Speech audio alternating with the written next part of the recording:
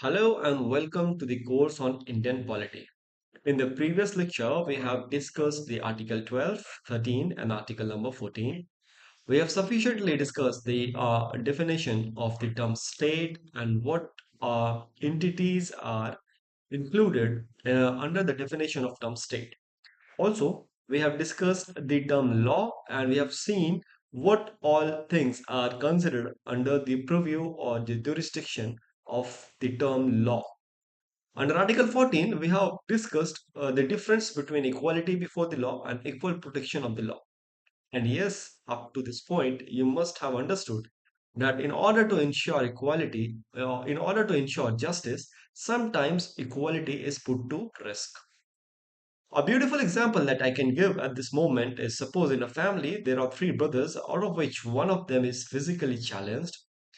So, in order to ensure that all the three brothers are equally capable, extra need and extra care and extra protection is to be made for the brother who is physically challenged. Why?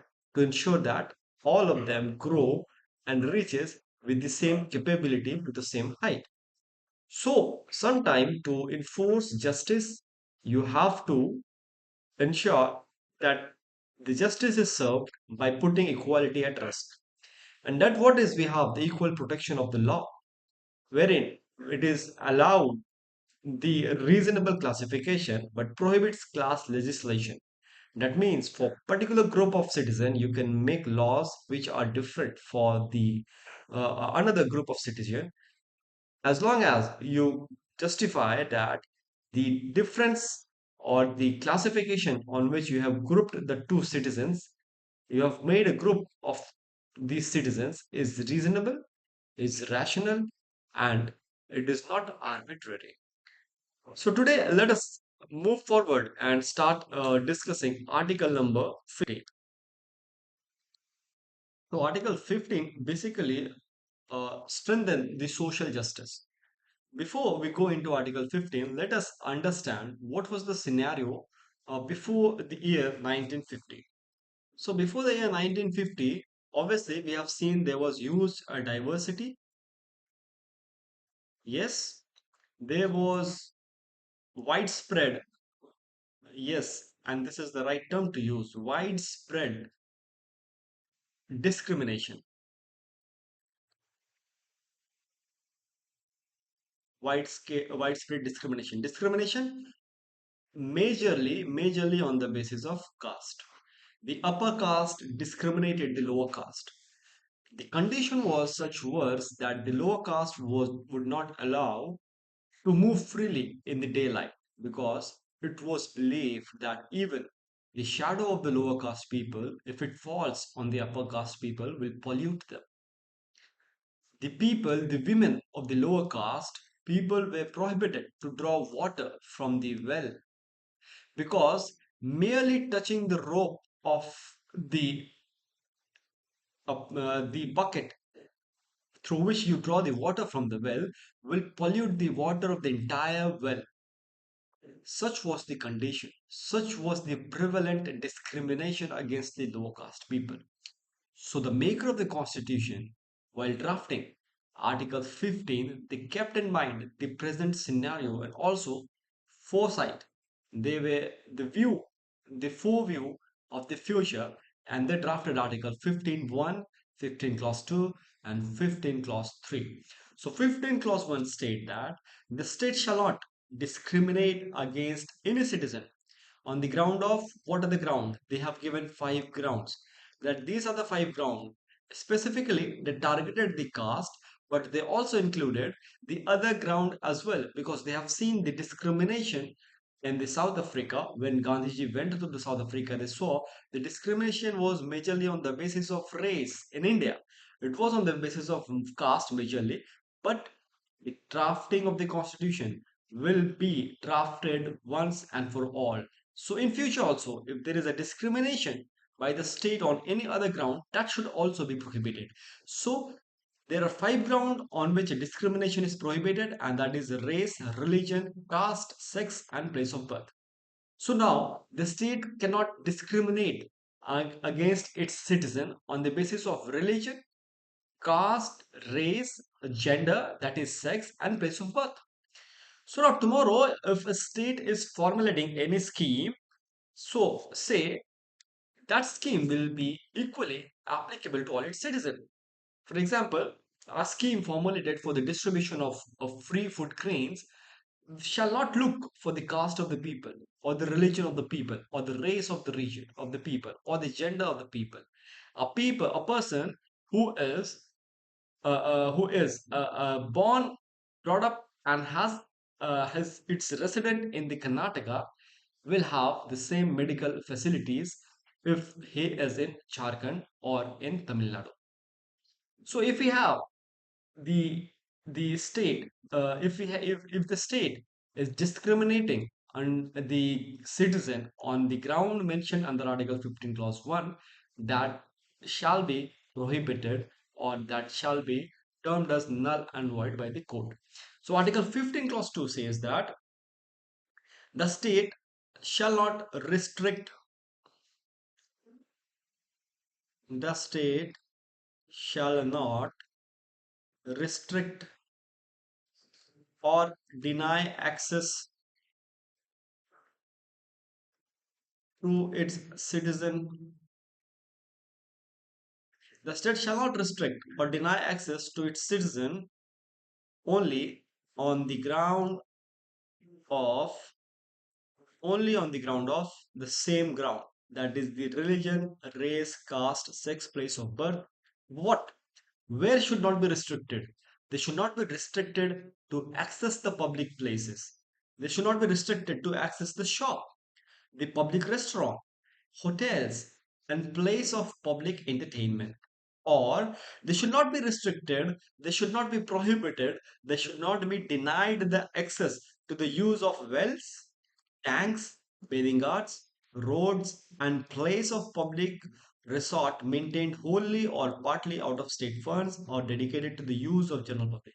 Obviously, you will be prohibited or restricted if you want to enter to somebody's house. That's a private property. But the property that is owned by the state, either partly or wholly, or is funded by the state or managed by the state, there should not be restrictions. There should not be denial to access those places only on the ground of religion, race, caste, sex, and place of work. So now Article 15 Clause 1 prohibit discrimination. Article 15 Clause 2 prohibits the restrictions or denial to the access of public places. And we understood why this two article was necessary on the background in which the constitution was framed. But if you see, there is an act called as the Maternity Benefit Act. Maternity Benefit Act. And this act is still valid. And this act basically allows special privilege to women, and it says that the women can enjoy 26 weeks paid leave if she is pregnant. If she is pregnant, then she will be given 26 paid leave. On the other hand, the father will only enjoy 15 days, not week, 15 days paid leave. That is, you are discriminating on the ground of what? Gender or sex. So is it not the violation of Article 16 Clause 1? Yes, it seems to be. But this special provision that has been made for a particular gender is backed by what is called Article 15 Clause 3, which is specifically mentioned that the special provisions for women and children can be made by the state. The state shall make special laws or provisions for the welfare of women and children. And therefore, we have the existence of the acts such as the Maternity Benefit Act, which allows special provisions for the welfare of the women, and Justice Juvenile Act, which again allow for the special provisions for the children. So now, this is what we have understood under Article 15 Clause 1, 15 Clause 2, and 15 Clause 3. Now let us go back to the state of Madras. where the government of the Madras followed the colonial era communal government order. Communal government order. And this communal government order basically provides quotas for admission, or we can say reservation for admission.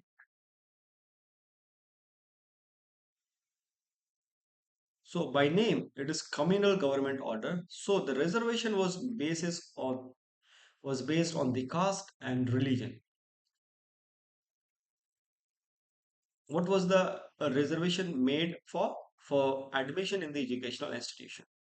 And reservation was made on the basis of what? Caste and religion. That is, some seats were reserved for Hindus, some were reserved for Muslim, some were reserved for SCs and STs. Among Hindus, some seats were reserved for the Brahmins and some seats were reserved for non-Brahmins. This was what followed in the state of Madras. A lady called or the named as Champak Dorairajan, she, despite scoring good marks, failed to get admission in the educational institution. And she filed a case in the Supreme Court saying that I did not get an admission despite my good marks because all the seats are reserved and the reservation is being made on the basis on the basis of or on the ground which is prohibited in under Article 15 clause 1, that is on the basis of religion and on the basis of caste. Supreme Court in this case, that is Champak Dorairajan, he said that the Supreme Court noticed that yes, the communal government order is a clear-cut violation of Article 15 clause 1 and struck it down and struck that article, that communal government order, struck that down and said that the reservation cannot be made on the ground of reservation can't be made on the ground of caste. And why it can't be made? Because nowhere in the constitution it is mentioned that special provision will be made for socially backward classes. There is a mention in the constitution that yes, special provision for women and children will be made, but no such mention in the constitution about the socially backward classes. And so, what was the remedy? The remedy to the legislature was yes, what is famously we have discussed so much time, that is Article 368. The remedy is if there is no provision in the constitution, we will add a provision in the constitution because the constitution itself has given us the power under Article 368, and then the Article 15 clause 4 was added to the constitution through a constitutional amendment which provided for the special provision for socially and educationally backward classes, SCs and STs. That is, this clause allows the government to give reservation or special facilities in education and social welfare. Reservation to whom? To socially and educationally backward classes, SCs and STs. Now, utilizing this Article 15 clause 4, reservation were allowed in educational institution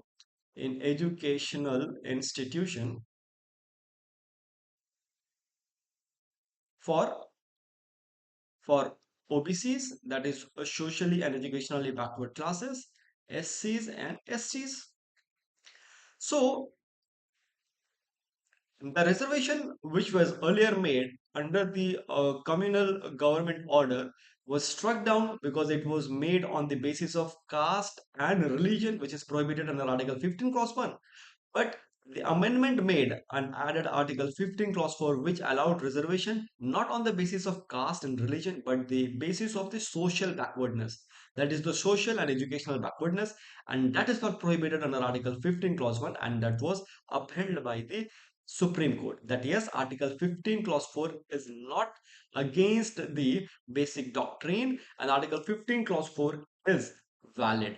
So after the insertion of Article 15 clause 4, educational institution, in those institutions which were governed by the government, by the state, reservation for the seats for the admissions of the OBCs, SCs, and STs were made. But what about the premium institute, which provide with the modern facilities?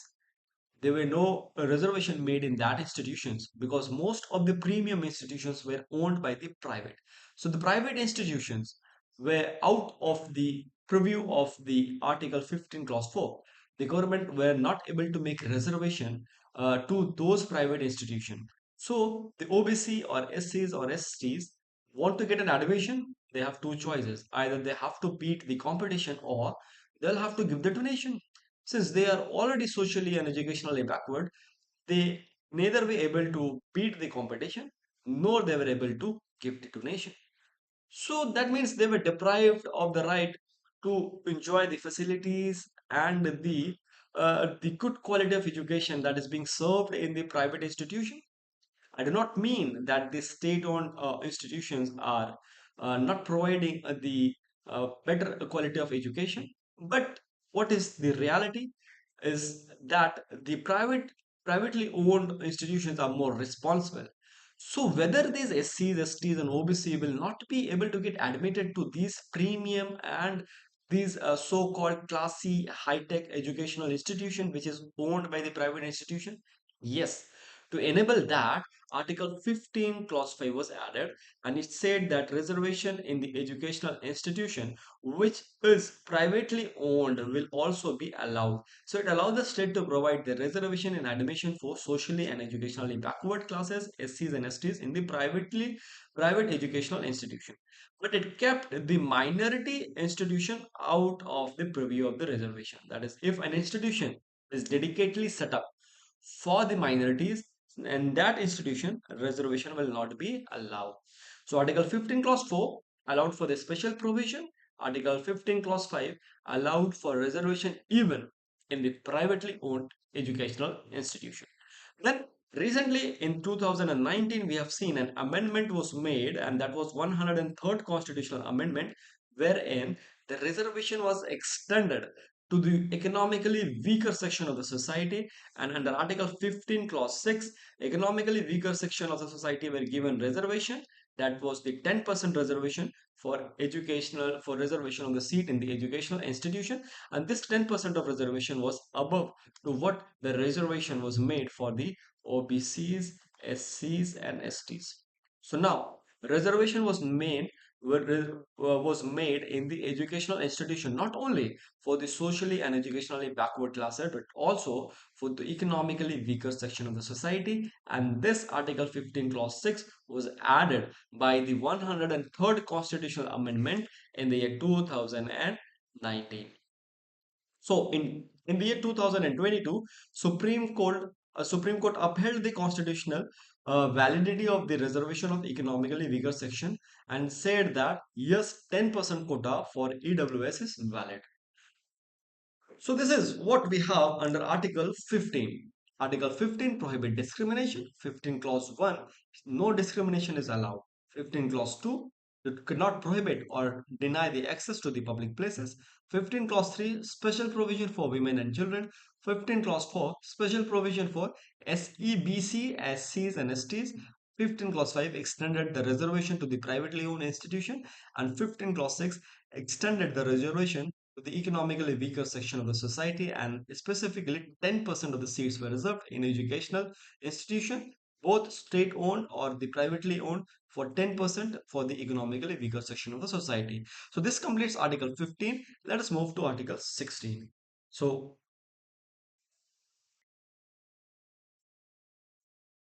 Article 16 Clause 1 says that the state must provide equal opportunity for all its citizens in matters related to what matters? Employment, that is the public employment. If there is any vacancy in the public employment, every citizen should be allowed to apply for that post. There should not be discrimination. So the state must provide equal opportunity in matter of public employment, appointment, promotion, and recruitment. Equal opportunity. So Article 16 Clause 1 generalizes that if there is any opportunity, and it will bring us to that very discussion in the very beginning that we talked about, that you have to make special provision. But Article 16 clause 1, it clearly says, what does it say? It says that there should be equality of opportunity. If there is opportunity, it should be equally available to all its citizens. So if there is an equality of opportunity, it's automatically, does not it automatically means that there should not be any discrimination? Is it not so?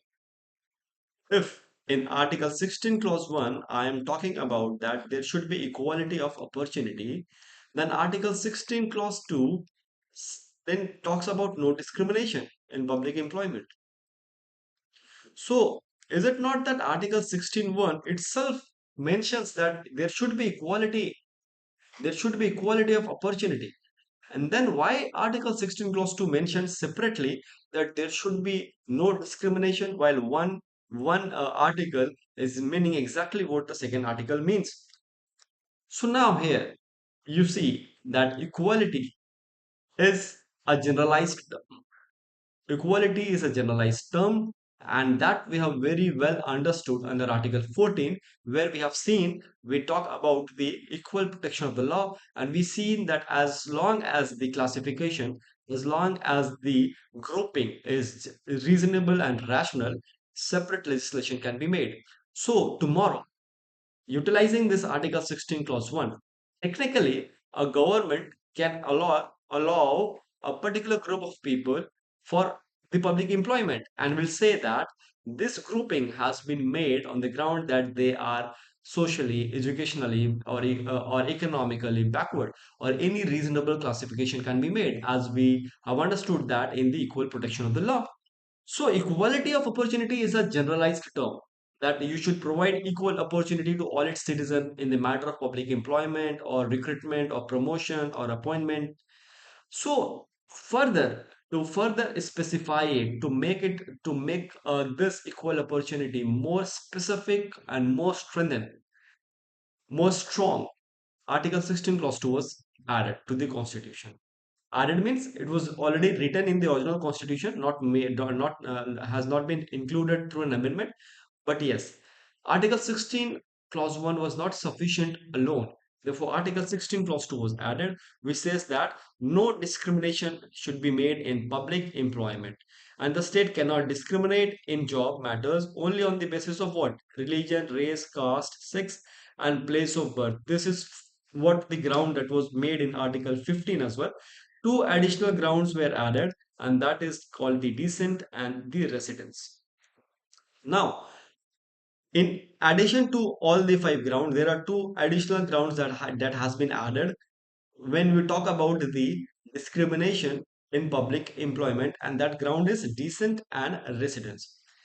Now, you think if I cannot discriminate among a citizen, among the citizen of the country on the ground of the residence, and tomorrow I have a vacancy in the state of, say, Tamil Nadu, where the majority of the population speaks Telugu.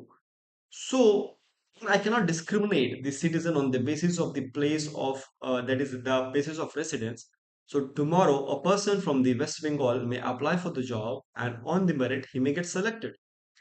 So will he be able to serve the people of Tamil Nadu more efficiently? Will he be able to understand that position, if that opportunity is related somewhere to the public interaction? Will he be able to interact with the people of the Tamil Nadu who only speak Telugu?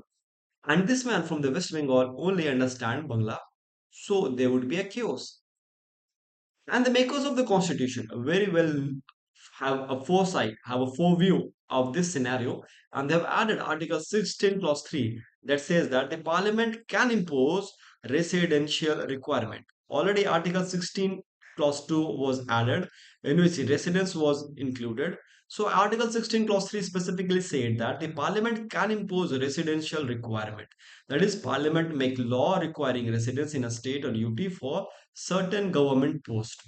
So residence, yes, can be one of the criteria in which the government can discriminate amongst its citizens. Although 16 clause 2 prohibits, but 16 clause 3 allows it.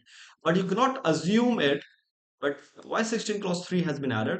You cannot assume it by default. You have to make law for it. You make a law, and then for particular law, whatever for whatever public post you are making, that law will be applicable to that particular post only. But in a generalized way, you cannot discriminate on the basis of residence as well.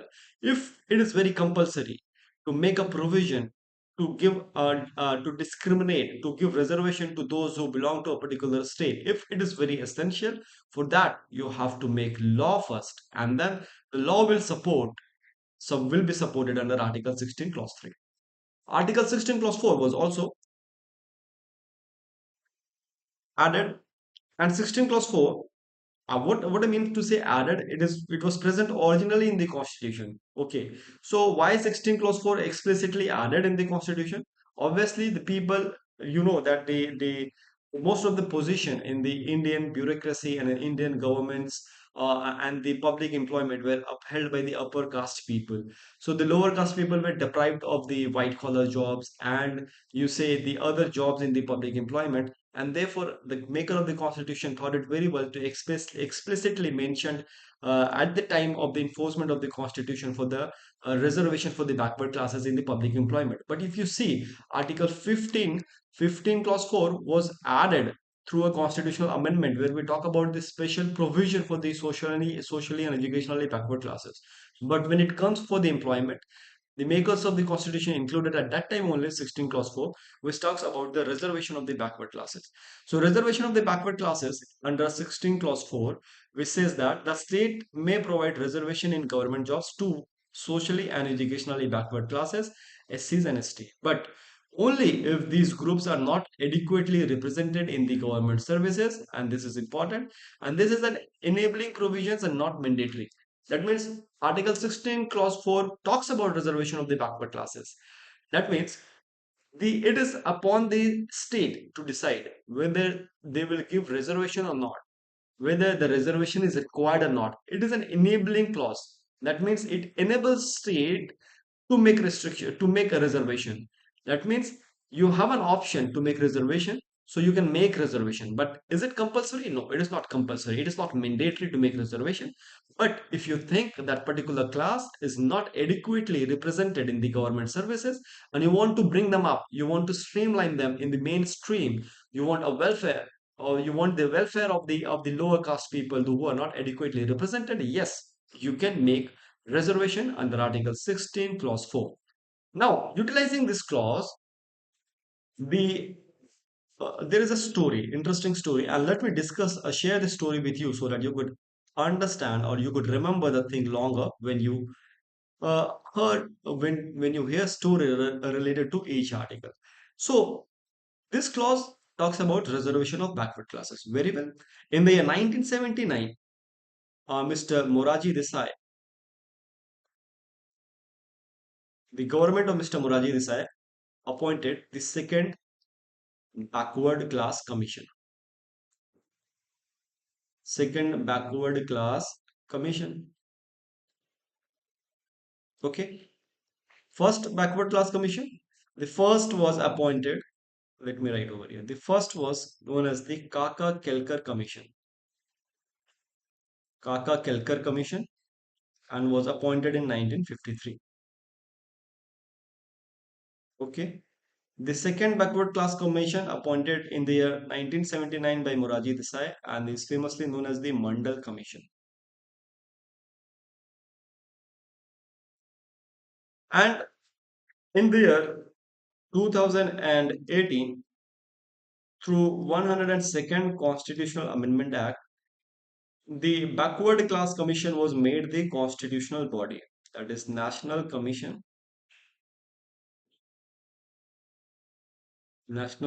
for Backward Classes. NCBC was made, a permanent commission was made, and this was made a constitutional body. And in the year 2008, through 102nd Constitutional Amendment, it was added under Article 338B. when we will move to other part of the constitution, we will see this separately. But since we are discussing the backward class commission, I thought it is right to add this as an extra source of information.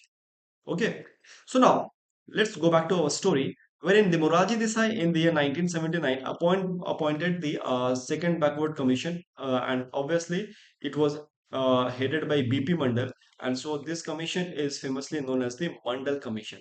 It submitted the report in the year 1980, and it suggested 27% reservation, 27% reservation for the backward classes.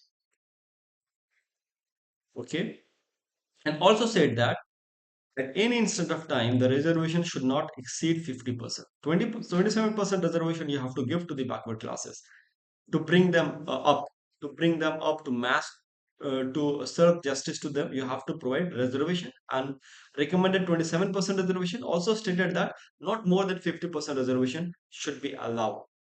This report came in 1980. After 10 years, it was implemented in the year 1990, and 1 year later, in 1991, two changes was introduced. It was in the year 1990 it was implemented, and 27% reservation was given to the backward classes. Okay. In the year 1991, there were two changes that were made. What were these two changes? The first, let me write over here. The first changes was, it said that yes, within 27%, while giving reservation, we will give priority to those OBCs which are poor, priority to the poor, backward classes. And second, it says that let us give 10% reservation, additional reservation, 10% for poorer sections of high caste, of higher caste, who are not covered by any scheme of reservation. Okay, so in the year 1991, two changes were made. First, they said that okay, 27% reservation for the OBC will be given, and within that also we have to give priority to those who are poor, and 10% additional reservation will be given to the people of the higher society, higher caste. On what ground? On the ground that they are economically backward, that is, they are the poorer section of the higher caste. So now, obviously, if you will make this, there would be a challenges, because every law, every law that you pass must abide by, and must abide by the constitution. It shall not abridge or takes away the fundamental right. That is Article 13. Remember Article 13, Clause 2. So now, if that was the case, obviously the matter will reach to what? To court. And then what we have, the famous judgment of Indra Sawhney case versus Union of India. Under Indra Sawhney versus Union of India case, the court made observations. And what were the observations? Let us discuss that observation one by one, which is very important from your examination point of view, both from the prelims as well as the mains. The observation made in the Indra Sawhney case is that yes, the 27% reservation that is implemented is constitutional. And why is it constitutional? Because I find some statement written in the constitution under Article 16, Clause 4, which says that the reservation for the backward classes can be made, and what up to what reservation, what percentage, that has been decided by the commission. So there is a justice, there is a just, based on the quantifiable data, you have decided a figure, and reservation can be made for the backward classes, that is permitted under Article 16, Clause 4. So reservation for socially and educationally backward classes is valid under Article 16, Clause 4. But he said that, okay, if you are making a reservation, good, but there must be the distinction amongst the OBC also. Those OBCs which are higher of status, that is the creamy layer, must be excluded from this reservation.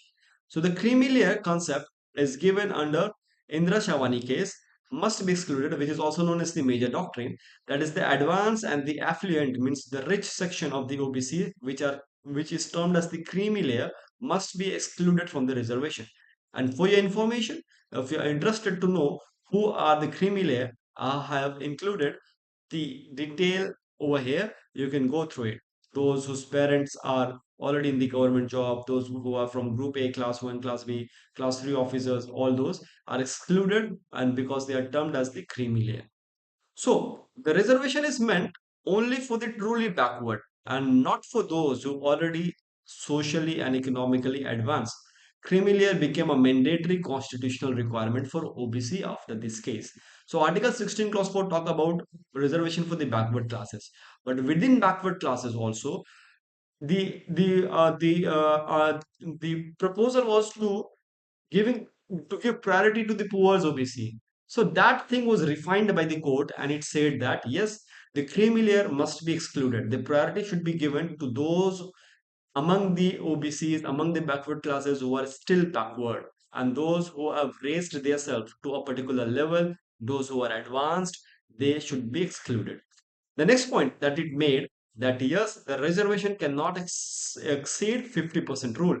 That is, the total reservation that you give to the SC, to the ST, or to the OBC must normally be within 50% limit. Exception says that only exception is allowed. It can exceed 50%, but only under extraordinary circumstances. This is known as the 50% ceiling rule. The next point, point number 4, that made that there should not be any reservation in promotion. So there should not be any reservation in the promotion at that time. Why? Because no article under Article 16 which talks about the appointment, promotion, recruitment or the employment does not include anywhere. No statement in the under within the Article 16 says about promotion. So there should not be any reservation in promotion. The reservation cannot be applied in promotion. Reservation should only be for initial appointment. While appointment, you can give reservation, not in the promotion. That was a stand taken by the Supreme Court in the Indra Sawhney case. Point number 5. However, we will understand that this judgment was also modified. The judgment was not modified. The way through it was figured out by the legislature. We will say it. But in the Indra Sawhney case, the preservation in prohibition was prohibited. Point number 5, it says that the Article 16 Clause 4 is not an exception to Article 16.1. Article 16.1 says that there should be equality of opportunity, and Article 16.4 says that the Clause 4 says that there should be reservation for the backward classes. So it is basically an extension to the equality and not exception. Why? Because reservation is means how do you treat two-person equal? If two-person are equal in what ground?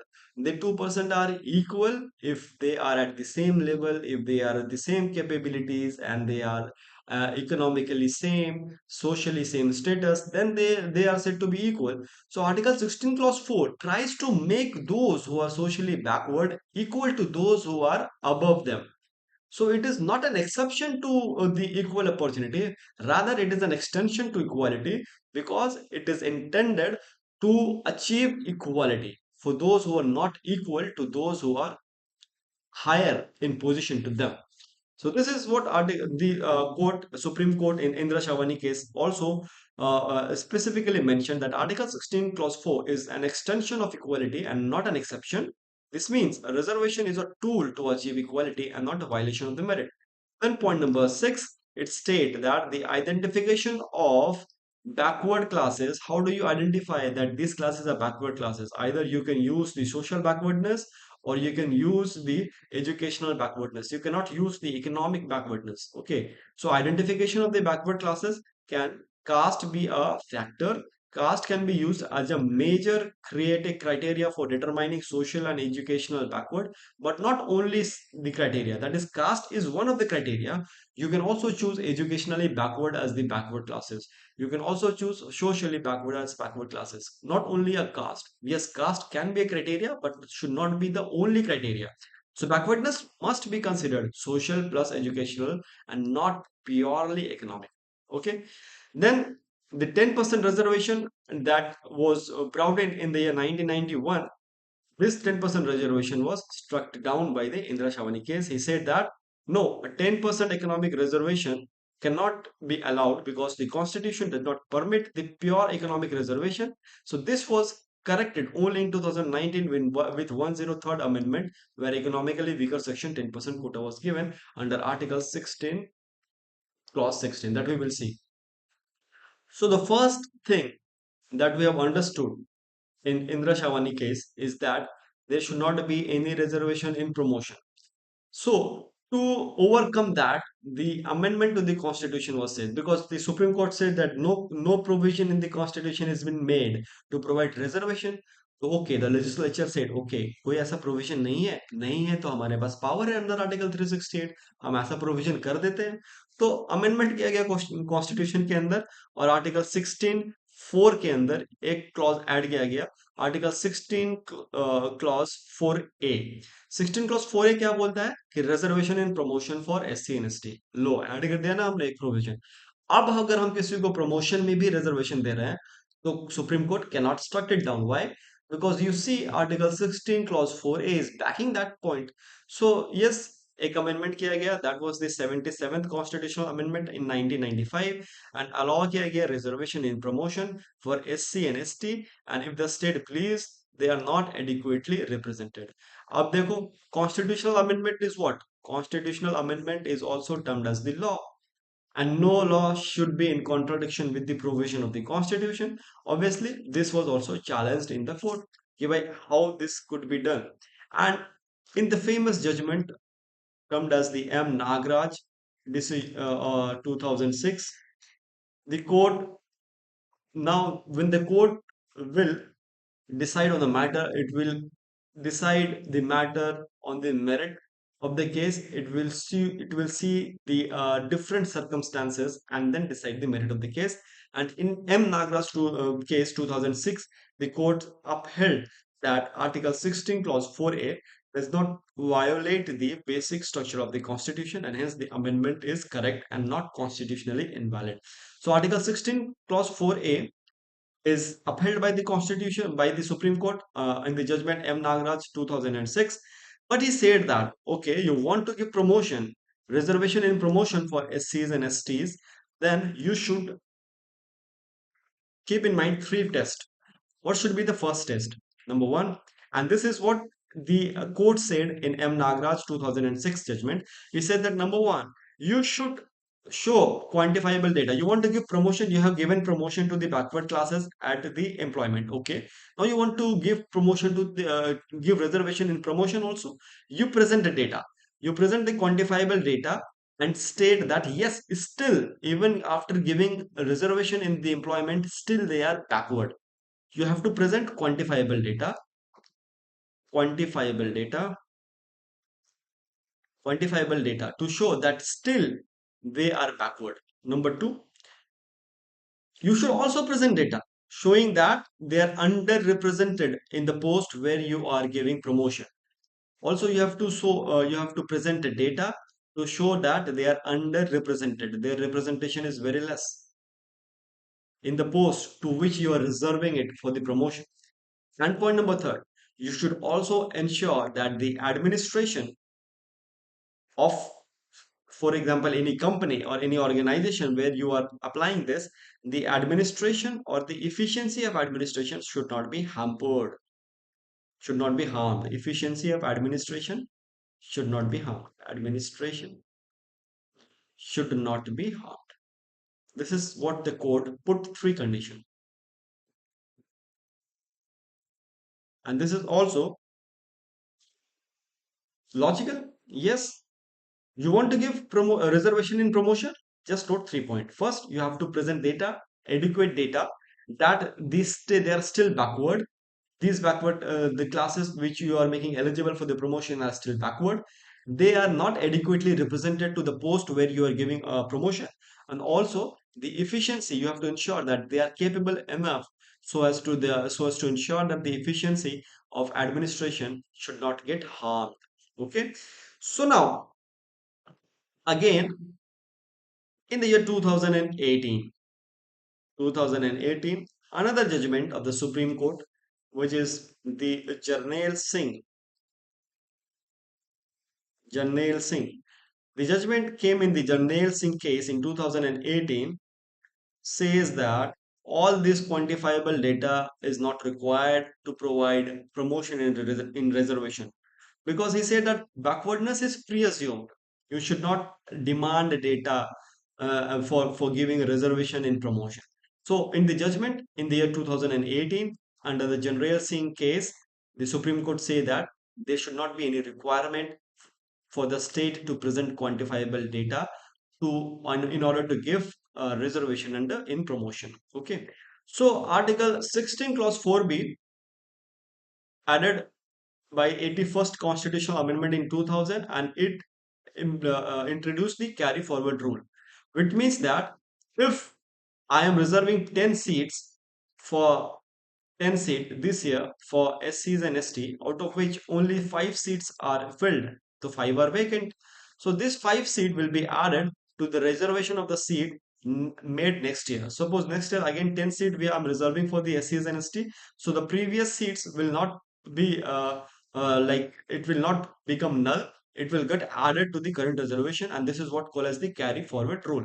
So this was added by an amendment to the Constitution under Article 16, Clause 4B, which says that if reserve posts for SC and ST remain unfilled in a year, they can be carried forward to future years. Unfilled vacancies will not be counted within the 50% reservation cap. Anfield vacancy shall not be counted, ऐसे करके accumulate करते करते अगर reservation 50% से ऊपर भी बढ़ गया, तो क्योंकि that were the Anfield vacancy that shall not be counted under the 50% reservation cap. I hope 16 clause 4, 4A and 4B is clear. Now 16 clause 5 was already added originally in the constitution, and it rightly says that it is a general thought also. Suppose if there is a temple and there is a post for a priest, whom you will be made up, that post will be available to, it will be available only to the Brahmin Hindus or the Hindus.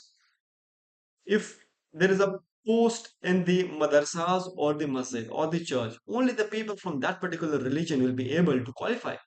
So for educational, for religious institution, there should be an exception, that all what we talk about, that there should not be discrimination, there should be equal opportunity, shall not be applicable to the religious institution. So religious institution under Article 16 Clause 5 is an exception.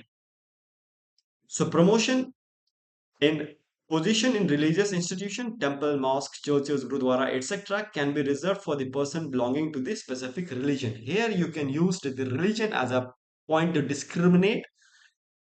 This is an exception to Article 16, Clause 1, Clause 2.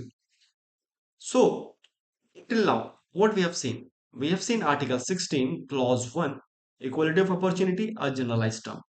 Very well. Article 16, Clause 2, specific discrimination is prohibited. 16 Clause 3, again an exception to Article 16 Clause 2, says residence can be one of the criteria, but that criteria has to be enforced by law.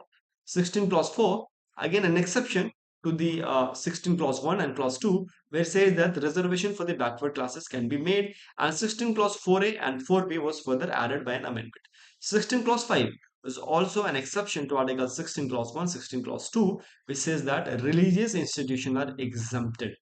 So 16 Clause 1, 16 Clause 2, let's talk about the equality of opportunity and no discrimination in public employment.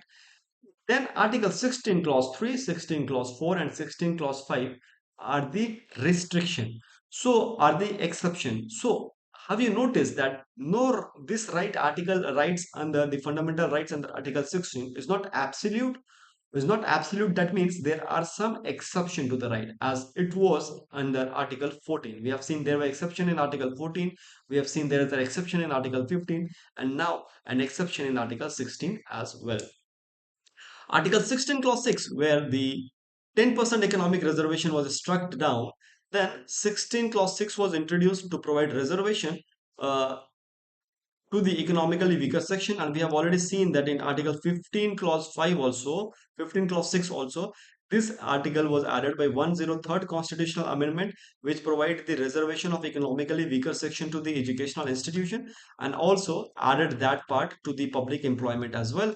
Article 16 clause 6 also provide reservation for the economically weaker section inserted by the same 103rd Constitutional Amendment 2019 that reservation for economically weaker section in government job without affecting the SC ST OBC quota, that is up to 10% EWS reservation is permitted, and that is above the reservation given to SC, STs and SC, ST and OBC. I hope Article 15 clause 6, Article 16 clause 6, which allows for the reservation based on the economic factor.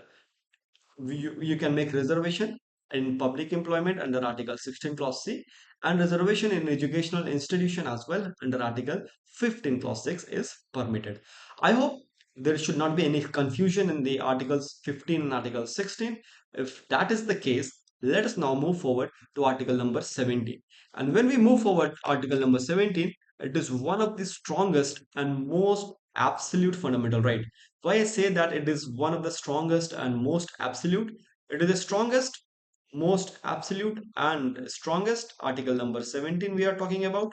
Most absolute and strongest. Why? Because it is guaranteed not only against the state but also against the private individual. So it is strong. It is most absolute. Why? Because there is no exception to this article. No exception to this article. And strongest also because it protects the human dignity. Protect human dignity. Strongest also because it ends the century old discriminatory practices. Century old, it ends century old discriminatory practices. Since there is no exception to article number 17, this is not a very long article, very short. So we'll be able to quickly complete this article. Article number 17 which talks about the abolition of untouchability. छुआ छूत को abolish करना है. So untouchability is abolished and its practice in any form. What form? Any form. And forms we will see below. Its practice in any form is forbidden, restricted, prohibited. The enforcement of any disability arising out of untouchability shall be offence punishable in accordance with the law. So let us understand some point under this article number 17 which says that untouchability is abolished in any form. And what are the form? These are the form, that is denial to the entry into the mosque, not allowing access to public wealth and schools, exclusion from the public places, social boycott, discrimination in employment, segregation in housing, forcing separate utensils, seating or treatment, utensils, sitting and treatment. These are the practice of untouchability. So in any form you are practicing untouchability, that is prohibited, that should be abolished, and that is a punishable offense. And it is also enforceable against both the state as well as the private individual. That is, unlike many other rights, Article 17 applies to the government, to the private person, to the communities, group, institution. Thus, nobody in the society can practice untouchability. Untouchability is a punishable offense. Yes, the parliament made law, that is Protection of Civil Right Act, which is originally called as the Untouchability Offence Act 1955. And under this law, the practice of untouchability is a punishable offense. This act punishes denial of access to the public access, refusal of service, social boycott, complete separate treatment, etc., etc. That we see that are the forms of the untouchability. If you are found of practicing any form of the untouchability, you shall be punished under the Protection of Civil Right Act of 1955. Then also we have recently seen that the SC ST Prevention of Atrocity Act 1989 is also passed. The and recent amendment we have also seen. So this act also prohibits untouchability. This further punishes act of caste-based violence, humiliation, and discrimination. So Article 70, in simple terms, absolute most strong article, prohibits untouchability in any form, and untouchability is a punishable offense. And Parliament by law has enforced Article 17 that a law has been made and anybody practicing untouchability shall be punished under that law. Now let us move to Article number 18, which talks about the abolition of title. What title? In the British era, we have the titles such as Diwan, Nawabs. We have the titles in the company rule as well. So abolition of title, and why? why this abolition of title and this Article 18 was added? Because in the Constitution preamble, we have ensured that unity and integrity of the country is important. Unity and integrity of the country, unity and integrity. So it prevents the creation of like the aristocracy. We can say it prevents the creation of aristocracy and maintains the national loyalty. It ensures that India remains a classless democratic society. So now, if we talk about the Article 18, the main motive behind it to ensure the national unity and integrity and to strengthen the democratic society. So if there is no title, so everybody at the that means you cannot if nobody is using the title before its name, you cannot identify, you cannot the class of that people. So it aims at forming a classless society. So Article 18 clause 1 says that no titles should be given by the state. The state shall not give any citizen any title, except there are two exceptions to it. The state cannot confer any title except in militaries you have major, colonel, that is allowed. In academic, you can use engineer. For example, you see people often using Colonel Rathod, Major Vikram Singh. They are using this Colonel, Major Vikram. They are using these terms as title. Then you see engineer Shakil. So engineer, that is degree, is using as a title. So these two are allowed. That is military title and academic distinctions are allowed. But the titles like Raja, Maharaja, Sir, Nawab, Rai Bahadur, etc., Milord cannot be given by the government to the state. Okay. Then Article 18, Clause 2, it also prohibits that you should not, the Indian government, the Indian state shall not give you any title. Neither you should accept any title from any foreign authority. So no Indian citizen can accept titles from any foreign state. Also, Article 18, Clause 1, no title shall be conferred by the Indian state, by the authority within country. Article 18, Clause 2, no title shall be given to any Indian citizen by any foreign state. So this is to protect the national loyalty and to prevent external influence. Suppose if somebody give you the title, some any country, so you will have some sympathy to that country, and so the national loyalty can be put to danger. So Article 18, Clause 3, serving officer cannot accept title. I am a government government servant. I am serving the office. I cannot accept any title. A person holding an office of profit or trust under the state means under the state government, central government, or the local authority, cannot accept any foreign present, emolument, or office without the permission from the president. If you want to accept any title, any present, any gift, you have to take the permission of the president. If you want to hold any title or you want to accept any foreign present or gift, then permission from the president is required. Last article of today's discussion, that is Article 18, Clause 4, which says that foreigner holding public office, I am a British national being deputed in India, being working in India, I will not hold any title as long as I am holding in India. The foreigner working under the government of India cannot accept title from foreign state without president consent. So whether you are Indian, whether you are foreigner working in India and you want to accept a foreign title or a title that has been given to you by a foreign state, you want to accept it, you want to have it, you have to seek the permission from the president. And if president allows, you can have, otherwise you cannot have. This is what the abolition of title under Article 18 meant. Article 18 1, Clause 1, Clause 2, Clause 3, and Clause 4. Now, what about the Bharat Ratna and Padma Award, all these the awards or the titles that are being awarded? So when we talk about the Bharat Ratna, when we talk about the Bharat Ratna or the Padma Award, you have to ask a question whether these are hereditary in nature. For example, a Raja gives a title to his son. Whether Bharat Ratna is hereditary? No. Whether they use in front of the title Padma Shri Mr. XYZ? No. It is not used in front of a title. So these are not titles. Rightly, what the Supreme Court said in Balaji in Balaji Raghavan case of 1995. Beautifully, Supreme Court said that Padma awards are not titles because why? It does not carry does not carry any hereditary or honorific privileges. HONORIFIC privilege. Also, these are the recognition of merit. It is not that I can give title to anyone who is very rich or who is very influencing. The title will be given only on the merit. If they have done something commendable, if they have done something so brilliant that has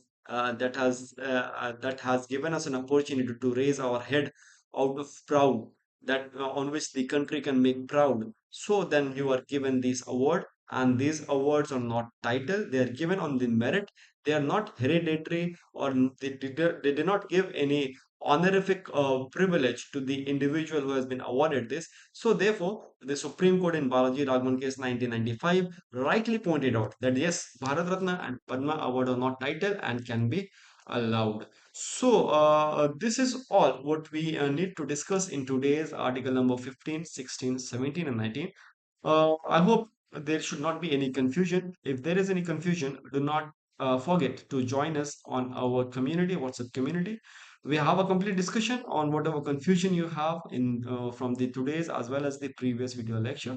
Also, in some time, maybe in a day or two, there will be a MCQ being uploaded on our website www.iconsultancy.in. Visit the website and attempt that MCQs before I start discussing that in the course.